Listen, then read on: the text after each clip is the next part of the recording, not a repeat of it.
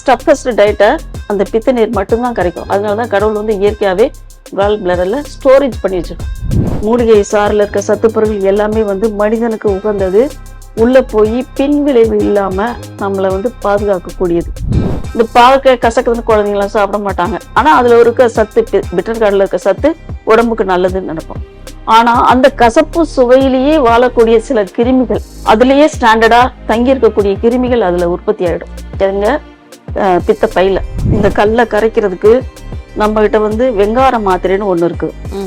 அதே மாதிரி நீர்மொல்லி குடிநீர்னு ஒண்ணு இருக்கு. நீர்மொல்லி குடிநீர். அடுத்து வந்து அந்த சிறுகன் பீலையை வந்து கஷாயம் போட்டு குடிக்கும் போது அந்த அந்த கால் பிளாடர் ஸ்டோன் கரையுதுன்றான். தண்ணினால கூட நமக்கு லிவர் டிசீஸ் வரும். லிவர் டிசீஸ் வரும்போது அடுத்து கல் உற்பத்தி ஆகும். இது வந்து பட்டுக்கூண்டு மாதிரி ஒரு பூச்சி கூடு கட்டுது, அவ்வளவுதான். அது நமக்கு தூரத்துல பார்க்கும்போது கல்லு மாதிரி தெரியுது. கணையத்துல கல்லு உண்டாச்சுன்னா சக்கரை வியாதி டெபினட்டா வந்து கூழ் ஊத்துறாங்க. கூழ் ஊத்தும் போது பாத்தீங்கன்னா கருவாடு குழம்பு தான் தர்றாங்க.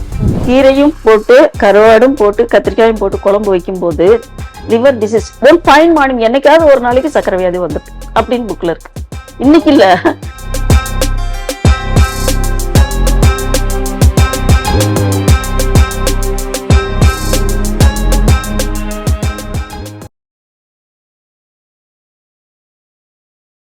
அனைவருக்கும் வணக்கம். இன்னைக்கு நம்ம நிகழ்ச்சிக்கு வந்திருக்காங்க சித்த மருத்துவர் மும்தாஸ் அவர்கள். வணக்கம்மா. அம்மா, இன்னைக்கு வந்துட்டு இந்த கற்கள் சிறுநீரகத்துல, அதுக்கப்புறம் கால் பிளாடர், கல்லீரல், இதுல எல்லாம் ஃபார்ம் ஆகுற கற்களை பத்தி சொல்லுங்க. எப்படி அது வராம தடுக்கிறது, ஒருவேளை வந்துருச்சுன்னா அதுக்கு என்ன சிகிச்சைகள் இருக்கு சித்தால?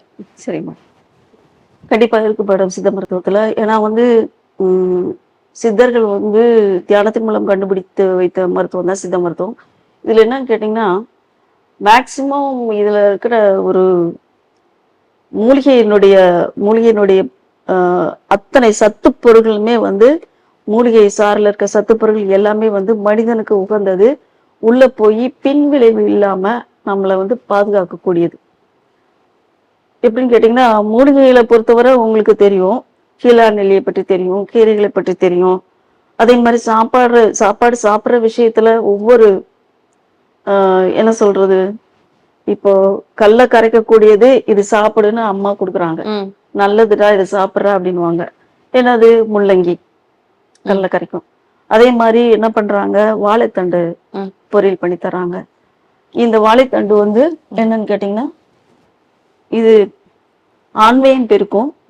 அதே மாதிரி கிட்னி ஸ்டோன்ஸ், இது வந்துருச்சு கிட்னி ஸ்டோன் ப்ராப்ளம் இருக்கவங்க இது சரி பண்ணிக்கலாமா? பேஸ் என்ன காரணமா இருக்கு? இப்ப இந்த கிட்னி ஸ்டோன்ஸ், இந்த மாதிரி ஸ்டோன்ஸ் ஃபார்ம் ஆகிறதுக்கு எது காரணம்? வராம தடுக்கிறது எப்படி? இப்போ என்னன்னு கேட்டீங்கன்னா, வைட்டல் ஆர்கன்ஸ் சொல்லுவாங்க. வைட்டல் ஆர்கன்னா சாதாரண ஆர்கன்ல கல்லு உண்டால. வைட்டல் ஆர்கன்னா ரொம்ப முக்கியமான ஆர்கன்ஸ். முக்கியமான ஆர்கன்ஸ்னா டான்சில்ஸ், டான்சிலோ லித்துன்னு சொல்றோம். டான்சில்ஸ்ல கல்லு உற்பத்தி ஆகுது. அதாவது நம்ம சாப்பிட்டுட்டு வாய்க்கு பிடிக்கல, கார்கிள் பண்ணாம, சின்ன பிள்ளைங்களாட்டும் பெரியவங்களாட்டும் கார்கிள் பண்ணாம படுத்துட்டோம்னா அந்த உணவுப் பொருள் வந்து அப்படியே டான்சில்ஸ்ல போய் உட்காந்து பள்ளமா இருக்கும். அதுல போய் உட்காந்து கொஞ்சம் கொஞ்சமா அது என்ன பண்ணும், ஒரு சின்ன கூடு மாதிரி கட்டி அது அப்படியே உருண்டையா மாறிடும். அது டான்சிலுக்குள்ள ஓட்டை போட்டு உள்ள போய் உட்காந்துரும். அது கொஞ்சம் நாளாக அதுவே பெருசாகி சின்னது பெருசாயிடும், அப்படியே வளர்ந்துட்டே இருக்கும் புத்து மாதிரி. ஸோ அது கல் ஸ்டோன் மாதிரி இருக்கும். அது ஒரு கல். வைட்டல் ஆர்கன்ஸ் தான் இதெல்லாம். அடுத்த பாயிண்ட் உங்களுக்கு லிவர். கல்லீரல்லையும் ஸ்பிளீன்லையும், அதாவது கல்லீரல், மண்ணீரல், கணையம், இதுல எல்லாம் கல்லு உற்பத்தி ஆகுதுன்னு நாங்க படிச்சிருக்கோம். சோ இந்த வைட்டல் ஆர்கன்ஸ் அப்படின்னா ரொம்ப ரொம்ப முக்கியமான ஆர்கன்ஸ். இப்போ கல்லீரலை பொறுத்தவரை என்னன்னு கேட்டீங்கன்னா, அதனுடைய வெயிட் மேக்சிமம் எல்லா ஆர்கனையோட கொஞ்சம் வெயிட் அதிகமா இருக்கக்கூடியதுதான் கல்லீரல். ஸோ மற்ற உறுப்புகளை கூட, ஹார்ட்டை கூட டிரான்ஸ்பிளான்ட் பண்ணிடுறாங்க, இருதய மாற்று அறுவை சிகிச்சை கூட பண்ணிடுறாங்க. ஆனால் லிவர்ல ஒரு சின்ன பிரச்சனை வந்தாலும் அது ஷாக் ஆயிடும் லிவர். அதுல சர்ஜிக்கல் ஆஸ்பெக்ட் ரொம்ப கேர்ஃபுல்லா பண்ணுவாங்க. அதே மாதிரி அதுல ஸ்டோன் எல்லாம் வர்றதுன்னா கால் பிளாடர். ஸோ அந்த பித்த நீர் சுரக்கும் பாத்தீங்களா லிவர்ல, அது வந்து ஒரு குறிப்பிட்ட அளவு உங்களுக்கு சாப்பாட்டை செரிமானம் பண்ணும். பித்த பைன்னு ஒண்ணு இருக்கு கால் பிளாடர், அது சுரந்து அதுல போய் ஸ்டோரேஜ் ஆகும் பித்த பையில, கால் பிளாடர்ல. அது வந்து எசென்சியலா வேணுங்கிற நேரம் அந்த கதவு இப்படி திறக்கும், சோறு அல்லது ஈட்டபிள்ஸ் எது விழுந்த உடனே கொஞ்சம் அந்த அந்த பித்த நீர் போகும். போகும். சரிங்களா? ஆல்ரெடி ஸ்டமக்ல ஹெச்சி எல்லாம் இருக்கு. பெப்சின்லாம் வாயில நமக்கு இயற்கையா சுரக்குது. அது வாயில செரிமானமாயி அதுக்கப்புறம் வயிற்றுக்குள்ள செரிமானமாயி பித்த நீரும் போகணும். அப்பதான் நம்ம சாப்பிட்றது கல்லா இருந்தாலும் மண்ணா இருந்தாலும் அது செரிமானமாயி போயிடும். ஸோ அதனால பித்த நீர் வந்து ரொம்ப ரொம்ப முக்கியம். ஸோ குறிப்பிட்ட அளவு தான் போகணும். அதே மாதிரி நம்ம சாப்பிட்ற ஆகாரத்துல இருக்க தேவையில்லாத பொருட்கள், தேவையில்லாத டாக்ஸிசிட்டி. இப்போ நம்ம ஏதோ ஒன்று சாப்பிட்றோம், அதுல ஏதோ டாக்ஸிசிட்டி இருக்குன்னு வச்சுக்கோங்க. டாக்ஸிசிட்டினா விஷத்தன்மை. அது வந்து எப்படினாலும் அந்த விஷத்தன்மை கல்லீரலுக்கு போகத்தான் செய்யும். அதே மாதிரி பித்தப்பையிலையும் போகும். இது என்ன பண்ணோம்னாக்கா சில சமயங்கள்ல அதுல நமக்கு கண்ணுக்கு தெரியாத கிருமிகளும் இருக்கும். ஸோ இந்த கிருமிகள் இருக்கும்போது ஆட்டோமேட்டிக்கா அது என்ன பண்ண ஸ்டே பண்ணி நம்ம கசப்பா இருந்தா நம்ம தொடமாட்டோம். இப்போ பாகற்காய் இருக்குன்னு வச்சுக்கோங்களேன். இந்த பாகற்காய் கசக்குதுன்னு குழந்தைங்களாம் சாப்பிட மாட்டாங்க. ஆனா அதுல இருக்க சத்து, பிட்டர் கார்டுல இருக்க சத்து உடம்புக்கு நல்லதுன்னு நினைப்போம். ஆனா அந்த கசப்பு சுவையிலேயே வாழக்கூடிய சில கிருமிகள், அதுலயே ஸ்டாண்டர்டா தங்கி இருக்கக்கூடிய கிருமிகள் அதுல உற்பத்தி ஆயிடும். எங்க பித்தப்பையில உற்பத்தி ஆகி அது வந்து சில பேருக்கு வந்து என்ன பண்றாங்கன்னாக்க பித்தப்பையை ரிமூவ் பண்ணிடுறாங்க. அது என்னன்னு கேட்டீங்கன்னா, it is not like stone. அது எப்படி இருக்குன்னா பட்டுக்கூண்டு மாதிரி இருக்கும். பட்டுக்கூண்டு இப்படி தட்டினா மெத்து மெத்துன்னு சத்தம் கேட்கும் பாருங்க. பட்டுக்கூண்டு பார்த்திருக்கீங்களா? அது கல்லு மாதிரி இருக்காது, பட் மத்து அது வந்து அப்படியே உருண்டையா நின்னுக்கும் பித்தப்பையில. பித்தப்பையில அப்படியே உருண்டு நிக்கும். சோ அது நான் பார்த்திருக்கேன் நானு. அது வந்து பித்தப்பை கால் பிளாடர் ஸ்டோன் ரிமூவ் பண்ணி எடுத்து காமிச்சிருக்காங்க, நான் பார்த்திருக்கேன். சோ அதனால பட்டுக்கூண்டு மாதிரியே இருக்கும். அதே மாதிரி அதனால என்ன ஆகுதுன்னு கேட்டீங்கன்னா, உங்களுக்கு கம்ப்ளீட்டா அது அது ரிமூவல் பண்றதுக்கு முன்னாடி சில கோளாறுகள் வரும். என்ன கோளாறு? Digestion problem. பிளஸ் உங்களுக்கு வந்து எது சாப்பிட்டாலும் உங்களுக்கு வந்து கேஸ் ட்ரபிள் மாதிரி வந்துடும். அவங்கனால மத்தவங்க மாதிரி அதிகமா சாப்பிட முடியாது. கொஞ்சோண்டு சாப்பிட்டா கூட வயிறு நிறைஞ்சிரும். ஓகே, அந்த மாதிரி. அதனால இவங்களுக்கு அந்த பித்த நீர் வந்து கொஞ்சம் அப்செக்ட் ஆயிடும். இது வந்து சில பேருக்கு அப்ஸ்ட்ரக்டிவ் ஜாண்டிஸ் கூட சொல்லுவாங்க. அதாவது மஞ்சக்காமாலை கூட வர வாய்ப்பு இருக்கு. சரிங்களா? அதனால இந்த கல்லு வந்து என்னன்னு கேட்டீங்கன்னா, இந்த கல்லை கரைக்கிறதுக்கு நம்ம கிட்ட வந்து வெங்கார மாத்திரைன்னு ஒண்ணு இருக்கு.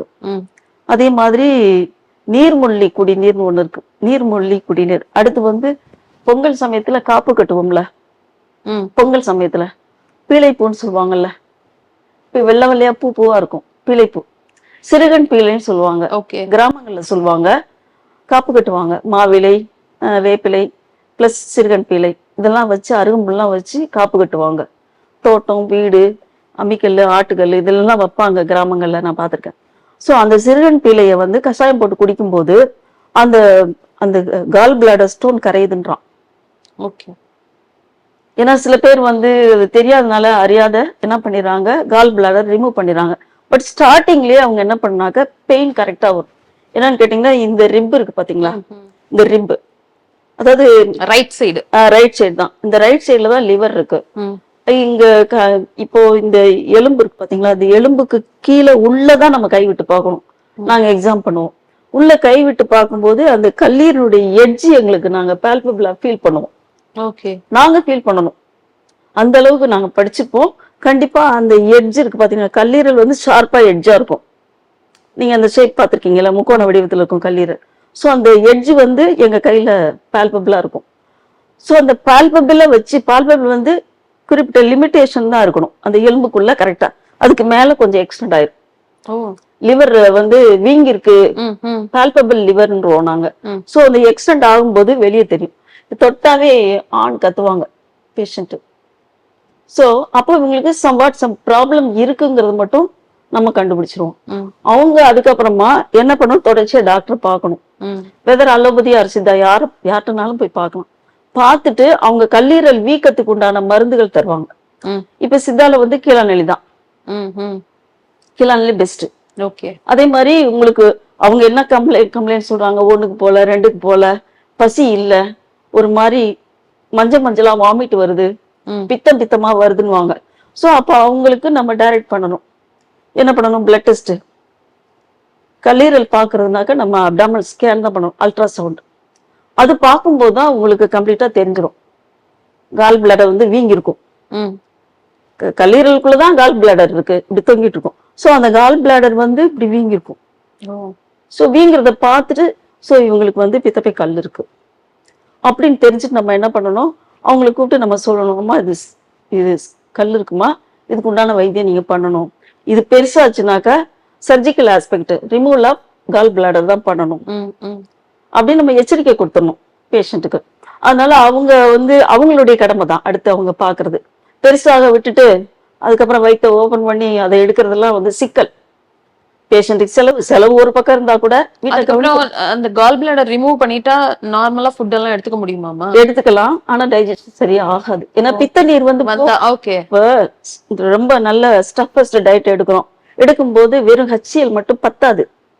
பெப்சின் வாயில சுரக்குது பாருங்க, பெப்சின் டைப்சின் இதெல்லாம் இருக்கு பாத்தீங்கன்னா, இது சுரக்கிறது மட்டும் பத்தாது. கல்ல கூட கரைக்கக்கூடியது. ஓகே, ஸ்டஃபஸ்ட் டயட்டை அந்த பித்த நீர் மட்டும்தான் கரைக்கும். அதனாலதான் கடவுள் வந்து இயற்கையாவே கால் பிளாடர்ல ஸ்டோரேஜ் பண்ணி வச்சிருக்கோம். அப்பப்ப வேணுங்கும் போது அந்த கதவு திறக்கும், போய் போய் விழுகும், டைஜஷன் ஆயிடும் பித்த நீர். அதுதான் மெயினான எசென்சியல். இப்போ மேக்சிமம் வந்து இந்த மாதிரி விஷயங்களுக்கு நம்ம வந்து லிவர் பிரச்சனை வராம தடுக்கிறதுக்கு இப்போ நீரின்றி அமையாது உலகுன்னு நம்ம படிச்சிருக்கோம். தண்ணி தான் முக்கியம். தண்ணி வந்து சுத்தமா இருக்கணும் அப்படின்லாம் நம்ம பார்த்து பார்த்து குடிக்கிறோம். இப்போ உலகத்தை வந்து இந்த பிரபஞ்சத்தை வந்து கடவுள் வந்து 3/4 பங்கு நீர்ல தான் படைச்சிருக்கோம். 1/4 பங்கு தான் நீளம். சரிங்களா? அதனால இந்த ஒரு அதாவது பாண்டிய நாட்டுல வந்து என்னன்னு கேட்டீங்கன்னா, ஒரு கல்வெட்டு கிணத்துக்கு பக்கத்துல நீரை பழித்தனன் அதாவது நீரை பழித்தனன் பார்னா பார் உலகத்தை பழித்தனன் அப்படின்னு எழுதி. அதாவது நெடுமுடி மன்னன்னு ஒரு பாண்டிய நாட்டுல அந்த மன்னர் வந்து கிணத்துக்கு அடியில எழுதி போட்டிருக்காராம் கல்வெட்டுல. தண்ணியை நம்ம வந்து குறை சொல்லக்கூடாது, பிழைத்தனன்னாக்க பழித்தனன் அந்த மாதிரி வரும். அதனால அப்படியெல்லாம் தண்ணீரை வந்து ரொம்ப, அதாவது ஆறில்லா ஊருக்கு அழகே இல்லைன்றாங்க. ஆறில்லா ஊருக்கு அழகு இல்லைன்னு சொல்றாங்க. தண்ணீரை வந்து நம்ம சுத்தமா மேக்சிமம் சுத்தப்படுத்தி அந்த காலத்துல சுத்தமா இருந்தது. ஆனா இப்பெல்லாம் நமக்கு அதெல்லாம் நம்ம எதிர்பார்க்க முடியாது.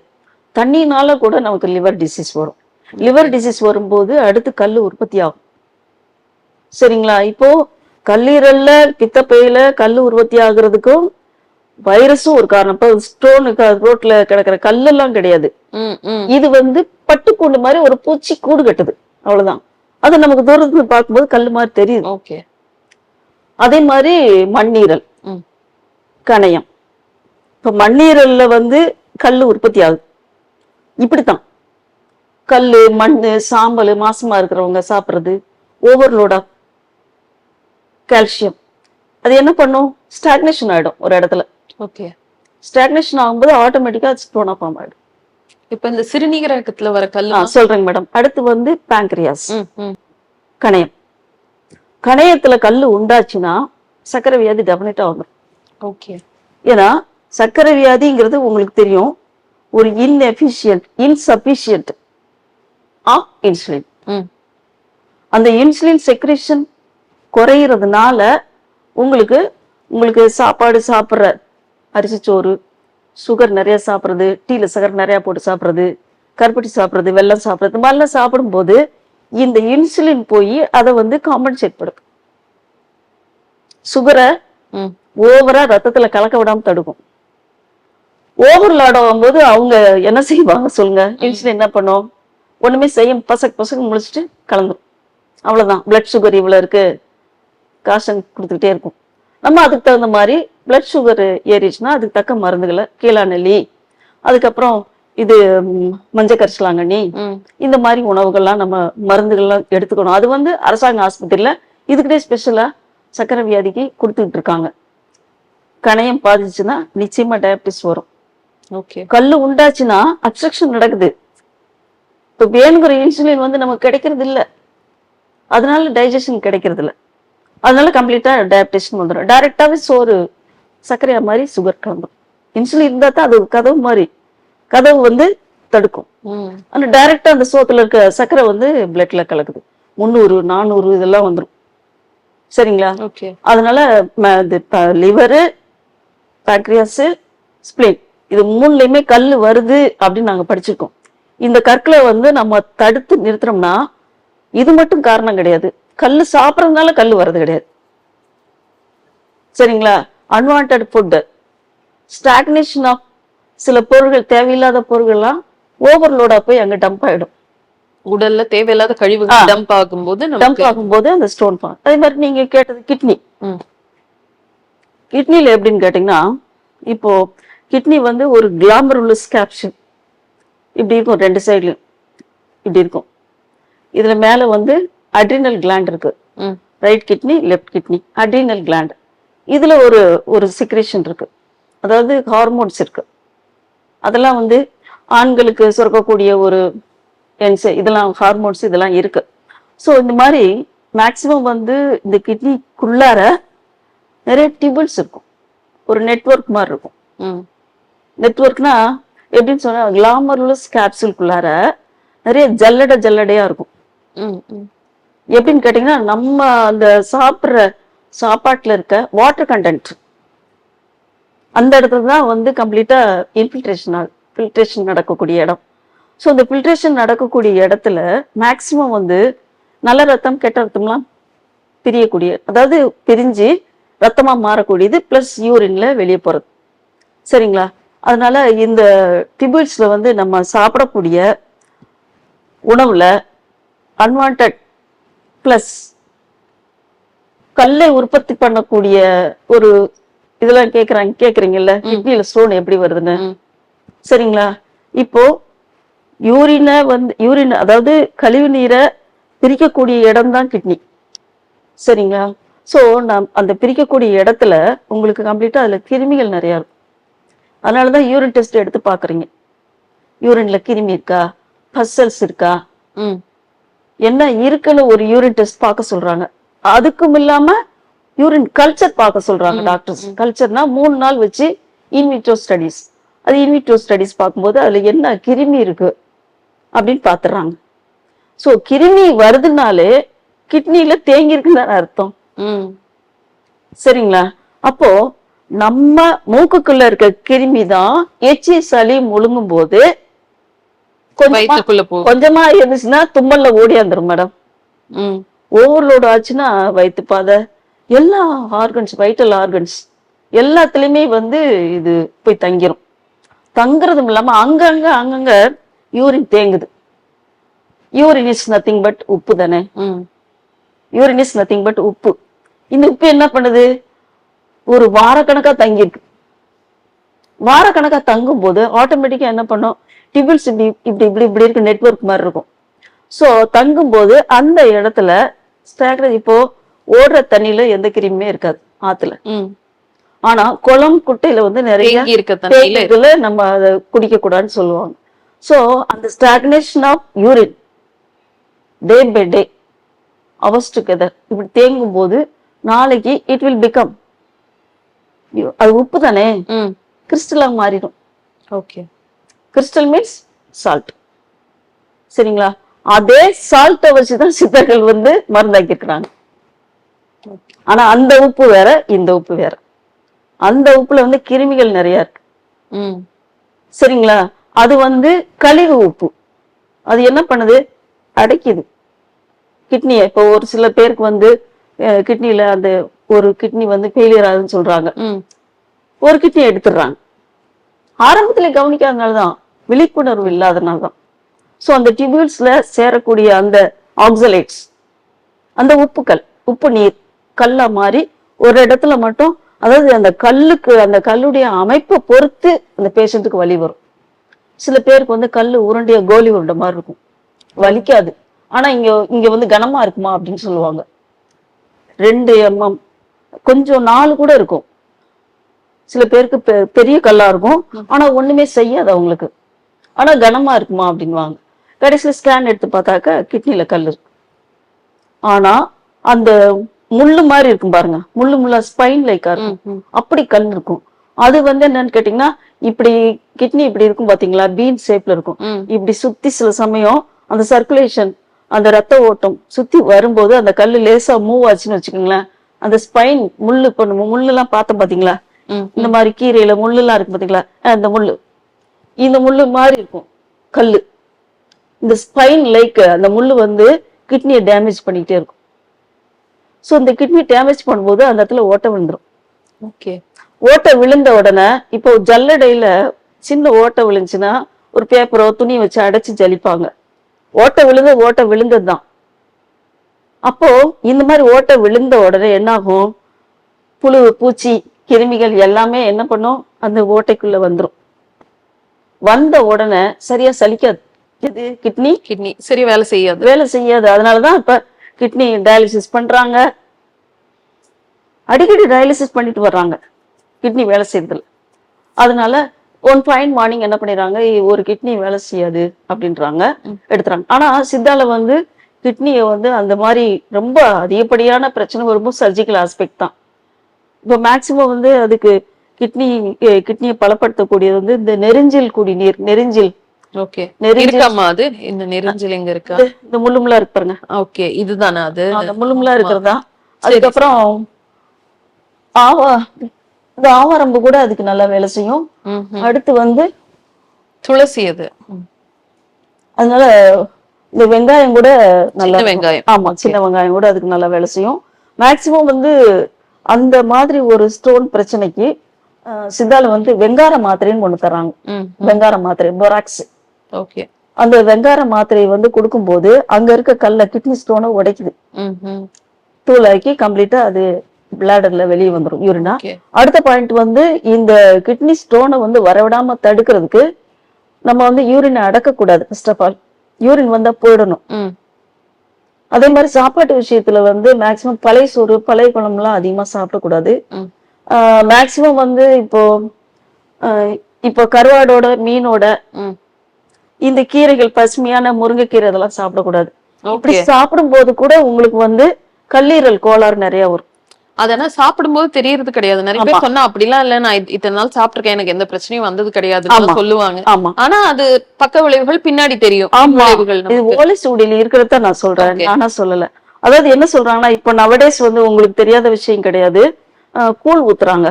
கூழ் ஊத்தும் போது பாத்தீங்கன்னா கருவாடு குழம்பு தான் தர்றாங்க. பிராக்டிக்கலா உங்களுக்கு தெரியாத விஷயம் கிடையாது. அதனாலதான் வந்து அந்த பசுமையான அந்த கீரையும் போட்டு, கருவாடும் போட்டு, கத்திரிக்காயும் போட்டு குழம்பு வைக்கும் போது liver disease one fine morning, என்னைக்காவது ஒரு நாளைக்கு சக்கரை வியாதி வந்துட்டு அப்படின்னு புக்ல இருக்கு. இன்னைக்கு இல்ல, சாப்பிடும்போது வராது, என்னைக்காவது ஒரு நாள் one fine morning diabetes will come அப்படின்னு போட்டிருக்கு. அதனால கீரையோடையும் இது காய்கறி, பசுமையான காய்கறிகளோடையும் இந்த கருவாடு, மீன், சீ ஃபுட் சேர்க்கும் போது ஃபேட்டி லிவர் வருதுன்னு புக்ல இருக்கு. ஃபேட்டி லிவர் பிளஸ் கல்லாம் உற்பத்தி ஆகும் புக்ல இருக்கு. சரிம்மா, இப்ப இந்த கற்கள் எல்லாம் இருக்குல்ல, அது சிறுநீரகம் ஆகட்டும், இல்ல கல்லீரல், மண்ணீரல், இந்த பித்தப்பை, இங்க எதுவா இருந்தாலும் அதனுடைய சிம்டம்ஸ் என்னவாலாம் காமிக்கும்? இப்ப இந்த மாதிரி பிரச்சனை எல்லாம் இருந்ததுன்னா கொஞ்சம் கேர்ஃபுல்லா பாருங்கன்ற அளவுக்கு ஏதாவது சிம்டம்ஸ் சொல்லுங்க. சிம்டம்ஸ் அதான் சொன்னோம்ல மேடம், கல்லு வந்து கோலி உருண்டை மாதிரி இருந்தா தெரியாது, ஆனா அவங்களுக்கு வந்து ஹெவினஸ் மட்டும் இருக்கும். இந்த சைடு தான் கிட்னி இருக்கு.